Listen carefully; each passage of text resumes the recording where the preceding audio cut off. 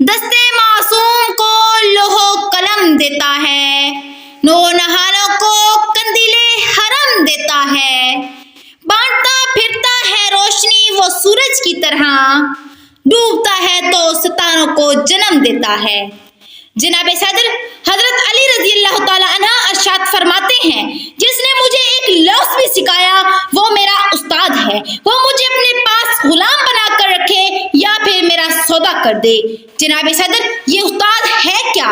उस्ताद कहते किसको है? उस्ताद तो वो हस्ती है जो गुमा को यकीन में डालता है, जो पत्थरों से हीरे तराशता है, जो चश्मे बसारत को निगाह बसीरत अता करता है, जो जुल्मत की शबों में सूरज निकालता है, वो हस्ती जिसके लहजे में मिठास, निगाहों में शफकत और रवैये में प्यार होता है, वो उस्ताद कहलाता है। जनाब सदर उस्ताद तो वो हस्ती है जो हाथों में जुगनू लिए शम्सो कुमर की आंखों में आंखें डालकर कहता है, ये महतबा से क्या जाकर कह दो कि वो अपनी किरणों को गिन के रख ले, मैं अपने सहरा के जल्ले जल्ले को खुद चमकना सिखा रहा हूँ। जनाब सदर रिश्तों में सबसे मुकद्दस और पाकीज़ा रिश्ता उस्ताद और शागिर्द का रिश्ता ही माना जाता है, मगर अफसोस सद अफसोस के शागिर्दों का हाल ऐसा हो गया है कि अब वो उस्ताद की इज्जत नहीं करते।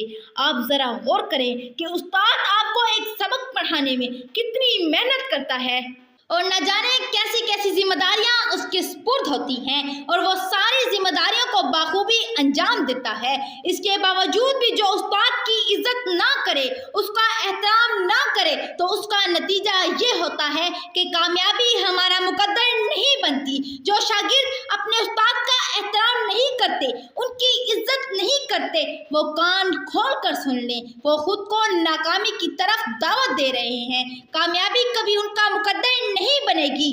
जनाब सदर वालिदैन वो हस्ती है जो अपने बच्चों को अर्श से फर्श पर लाती है, लेकिन असाजा वो हस्ती है जो बच्चों को फर्श से अर्श पर पहुंचाती है।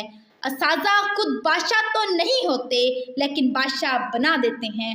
अपनी तकरीर का इख्तिताम इस शेर से करूंगी, ये गम खाता चला जाता है मुझको, मुझे इस खौफ से फुर्सत नहीं।